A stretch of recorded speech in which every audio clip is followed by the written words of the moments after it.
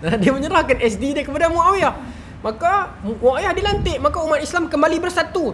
Di peringkat awal itu orang tak boleh terima juga Muawiyah pasal berperang dengan Sayyidina Ali. Maka apa Muawiyah buat pada tahun 44 Hijrah? Dia hantar tentera untuk pergi Konstantinopel, serang Konstantinopel. Jadi nak bagi tahu kepada umat Islam yang aku ikhlas untuk mempertahankan Islam. Maka dia adalah lelaki pertama yang buat tentera laut. Meskipun pada zaman Sayyidina Osman dah ada tentera laut, itu pun idea Muawiyah. Tapi pada zaman Muawiyah memang armada laut perang terus yang pergi ke Konstantinopel 44 Hijrah saya ingat saya. Tapi tak berjaya menang lah. Tapi at least dia membuktikan usaha itu, dan dia umat Islam berjaya sampai ke sana for the first time. Cross laut sampai bawa tentera pergi sana. Dan itu menyebabkan seluruh dunia Islam buka mata. Okey, Muawiyah bukan calang-calang lah. Orang yang baru kenal, okey, Muawiyah, this is Muawiyah. Kadang-kadang orang baru ni dia tak kenal kisah lama. Muawiyah ni dulu ni sahabat Nabi, penulis wahyu. Tapi budak-budak muda ni dia tak tahu. Jadi bagi dia Muawiyah ni jahat pasal lawan Sayyidina Ali. Jadi bila Muawiyah buktikan credibility yang ada pada dia. Itu Muawiyah. Bila dia banyak kritik Sayyidina Ali sebelumnya, bila dia naik, dia perlu buktikan credibility dia. Dia tak perlu ulang kisah lama. Ali pun dulu teruk. Sebenarnya saya ni pun tak boleh nak bagi pasal Ali pun dulu. Tak payah cerita bab tu. Cerita kita dah naik sekarang ni, apa kita kena buat? Sebab tu Muawiyah tak buang masa dia bercakap tentang kelemahan pentadbiran Ali dan Hasan dan sebelumnya. Dia fokus untuk kerja dia. Itu Muawiyah dia buat. Tapi bila Muawiyah dah bangunkan, habis Muawiyah turun kepada Yazid, berlaku balik. Sebab apa? Sebab bila naik Yazid, orang-orang di Kufah yang dulunya menyokong Sayyidina Ali, menyokong Sayyidina Hasan, mereka marah bila Sayyidina Hasan serah kat Muawiyah.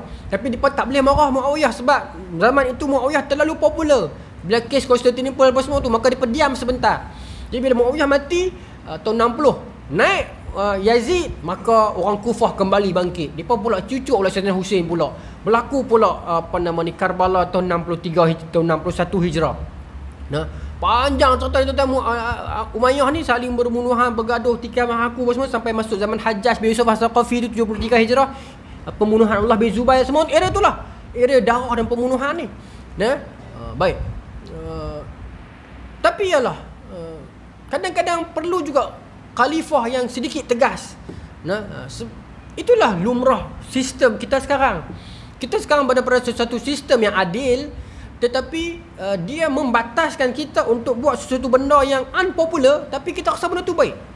Sebab tu pentingnya institusi diraja untuk bagi kuasa pemutus. Tapi sukarlah cerita tu panjang lah. Tapi nak abang kata, mungkin sebahagian di bala kalangan pemimpin Muawiyah, pemimpin Umayyah yang buat keputusan terpaksa gempur Abdullah bin Zubair dekat Mekah. Macam Abdul Malik bin Marwan, khalifah pada masa itu. Dia seorang khalifah yang warak. Tapi kenapa ada keputusan itu? Mungkin sebab ada benda yang dia perlu buat yang sedikit tegas, tetapi orang akan nampak dia jahat, tapi akhirnya menyatukan balik Umayyah. Ala kulli hal, sampai tahun 132 Hijrah bangun kerajaan baru nama dia Abbasiyah. Abbasiyah ni naik tuan-tuan macam mana? Gabungan di antara golongan-golongan Parsi. Orang Parsi gabung dengan orang Syiah. Kemudian gabung dengan sedikit Ahlul Bait, bukan semua, Ahlul Bait sikit je yang pergi ke arah itu. Depa cuba kempen nak bawa nama Muhammadiyah, Ahlul Bait Rasulullah, tapi Ahlul Bait majoriti tak mau lawan lah. Ahlul Bait masa tu fokus untuk ilmu je. Maka depa tak tahu nak bawa nama siapa. Adalah seorang lelaki keturunan daripada Abbas, bapa saudara Nabi, maka depa pakai nama Abbasiyah. Yang paling kuat kempen untuk depa ialah golongan Syiah dan golongan Parsi. Abu Muslim Al-Khurasani antaranya. Bila dia naik mengestablishkan Abbasiyah pada tahun 132 Hijrah, orang Syiah sangka kali ni naiklah kerajaan Syiah. Tapi tak naik. Abbasiyah naik, dia establish diri dia sebagai kerajaan Sunnah tahun 132 Hijrah, tuan-tuan. 132 bermasuk kurun kedua. Bila Abbasiyah naik sebagai kerajaan Sunnah, sekali lagi kerajaan Syiah ni bengkak lah, dia gerak mah. Masa Bani Umayyah dia tak berjaya, Bani Abbasiyah pun dia tak berjaya sekali lagi. Dia dikhianati. Dia dah bantu kempen betul-betul untuk Bani Hashim, naik Abbasiyah, tiba-tiba naik kerajaan Sunnah, kecewa kerajaan orang Syiah sekali lagi. Tuan-tuan ambil poin saya penting ni, tuan-tuan. Kenapa saya kata Syiah kecewa ni pasal ni, nak kait dengan yang ni. Kecewa kerajaan Syiah sekali lagi. Bila tak cukup dengan tu, Abu Abbas Safah bila dia naik, dia bunuh habis para pemerintah Umayyah yang kerabat-kerabat Umayyah dahulunya. sampai seorang lelaki selamat, nama dia Abdul Rahman Ad-Dakhil. Dia lari pi Andalus, sebab Andalus dah ada masa tu backup plan untuk Umayyah. Andalus dah ada awal tahun 95 Hijrah. Tak apa, Abu Abbas Safwan dia bunuh habis. Bila naik Abu Ja'far Al-Mansur, adik dia bunuh habis pula kaum Syiah ni. Tapi tuan-tuan, saya cerita sikit. Tapi sahabat-sahabat jalan ni yang dah tonton Empire tu, dia tahu dah cerita ni. Tapi ni ulangan. Masa Abbasiyah nak naik dulu, siapa yang paling kuat kempen untuk Abbasiyah? Nama dia Abu Muslim Al-Khurasani. Dia lelaki misteri, mystery man from Khurasan. Dia kempen untuk Abbasiyah. Dia orang Parsi, tapi dia bukan kempen untuk diri dia. Dia kempen untuk Abbasiyah. Dan dia ni pemidato yang hebat, sampai tahap orang-orang Arab ni setuju untuk bila mana Abbasiyah nak take over. Abbasiyah ni pemerintah ni orang Arab lah. Cuma yang sokong dia itu banyak daripada kalangan orang bukan Arab, Mawali. Sebab orang Arab masa tu dia punya kempen tak ada dah Bumi Putera, tak ada dah orang kata macam mana, dasar ekonomi baru semua tak ada dah. Kami main ni based on merit, based on yang tu ya. Abbasiyah bawa slogan itu. Tak ada dah kelebihan-kelebihan, affirmative action semua ni tak ada. Jadi orang-orang Mawali, orang yang bukan Arab setuju. Masa tu orang Arab dah hanyut dah. Tapi orang Abbasiyah ni sendiri Arab lah. Jadi Abu Muslim Al-Khurasani yang banyak kempen. Bila naiklah Abu Abbas Safwan merintah lah 132, kemudian dia meninggal dunia. Bila dia meninggal, adik dia yang ganti dia, Abu Ja'far Al-Mansur. Sekali lagi orang rakyat rasa marah. Kalau macam ni, tak ada beza hampa dengan Umayyah dulu pun pah ke anak, hampah ke adik.